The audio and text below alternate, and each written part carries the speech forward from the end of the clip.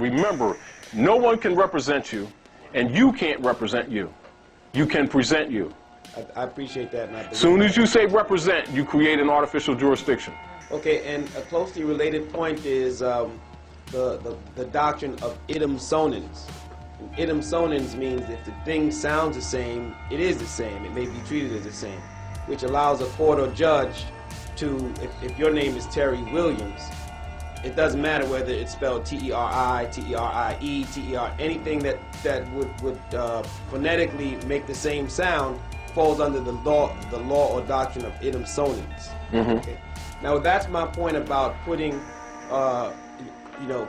one of the things that my opinion is that I've been successful at going before administrative officers. Yes. And presenting myself. They call the name. Yes. Okay. And I go before the administrator and I say, my name is T. William Bay. I'm special appearance. Yeah, making a special appearance by limited appearance, special appearance, restricted appearance, and I say I'm representing, or I'm appearing in the matter of the case and the number that they've cited, and then they say, where's the defendant at? And I told the hearing officer, the defendant, as you call him, that person in all caps, is an artificial person. He's not a natural, he's not a man or woman. He's not a breathing entity. Yeah, so I say he can't appear. I'm appearing for him. So I'm separating myself from the artificial entity. Yes, XRL. Appearing it. And I've been effective at doing that, a couple of times. And so one of the things that I do is that I don't want to be caught up in idem sonans.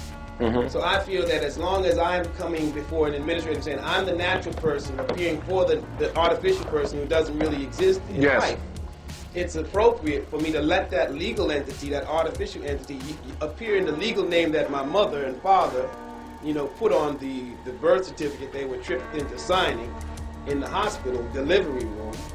And then when I appear in my natural, and when I present my true self, I understand your argument. Your argument on the principle of law is valid. However, they can still get you on fraud for transacting business in the European names. They still have jurisdiction. Now, you can bounce around them, and they probably will, give you a little bit of leeway because your consciousness will teach people it's in that court. And I'm sure sometimes they'll clear the court according to what, who's there. Which you already know, a lot of times Moors in the court, they'll clear the court because they don't want the Asiatics to learn. But the deal of it is, recognize this. The principle of impropriate persona sui juris, for you to have standing at law, you already know that if you're in there, even if you're not pleading, if you're dealing in that jurisdiction, it's just like pleading. So you're in the jurisdiction because you're arguing it. So the court has jurisdiction because you just gave it. Then you're transacting business in their name, and you gave it. However, this straw man, as a benefit to yourself that you are dealing with this matter, you're dealing with the matter of an instrument or being, though straw, that still belongs to them.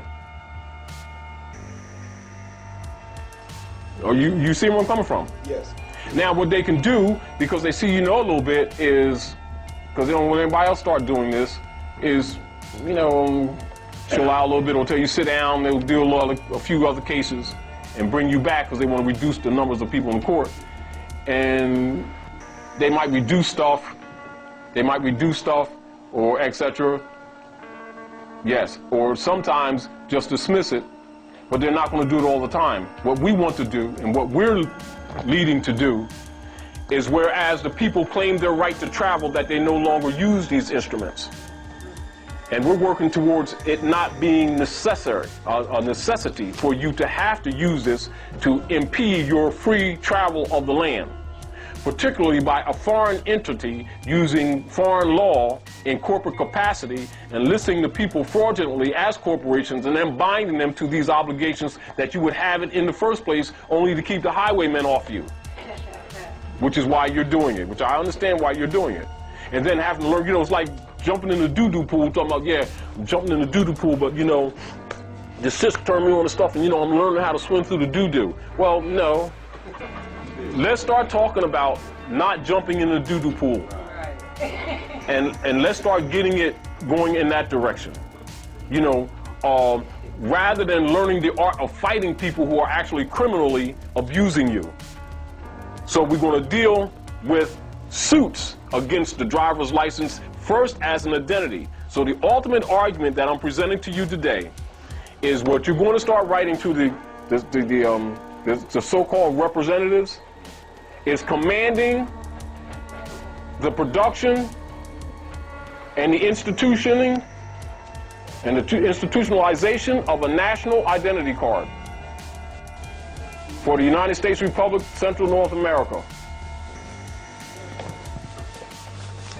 Now, and that's going to make the ball roll on a lot of other stuff, including this thing with the driver's license, which we're going to get rid of. Sis, and you, that sis, and sis, because they had their hand up before. Sis, real quick. Actually, they do have a national identity card. They do have a national identity card out, but it's not for the Republic. But, and also what I want to say was the brother I was telling you about that was taking up the suit with the IRS. Yes.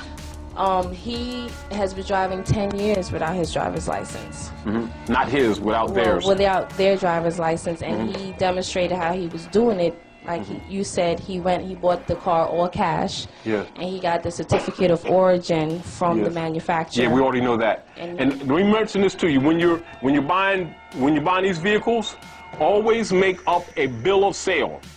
Yes, he did that too. No, just always make up a bill of sale and keep it with you. And he laminated all the laws that correspond with right to travel. So every time they pull him over, he presents it to them, and they always have to let him go because they know that he's not in their jurisdiction. Now, this is what you all need to know about the driver's license and your right to travel. 3 minutes, real quick. This is my first time hearing this information. I just want to know, what is the UCC dash? There's Uniform Commercial Codes. Now, the UCC-1,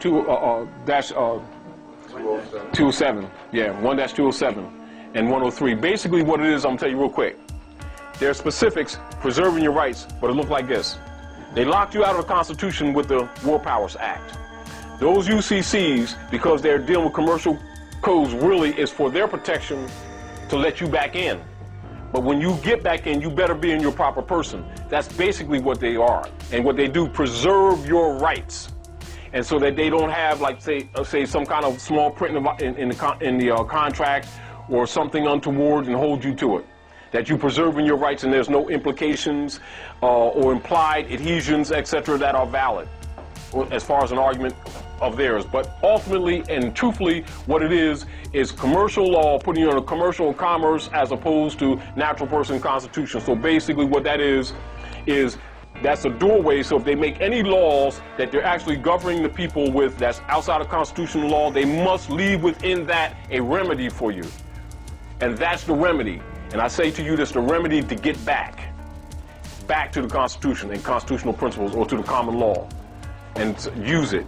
Use it in that capacity only, but not as a superior to the Constitution, as a remedy to get back to the Constitution. But if you're going to talk de jure Constitution law, and we're dealing with these licenses, which automatically put you into that commerce thing, then you must do what? Get back to the Constitution and hold those persons to that Constitution, because that's where the obligation is. Because outside of that, you're the law.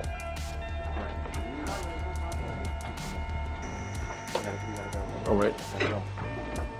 Islam, trust me, did something good.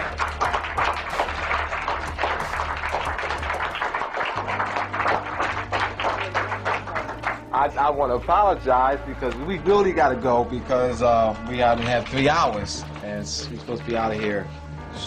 I want to thank you for coming out. Irving couldn't show up. He had a situation with his mother.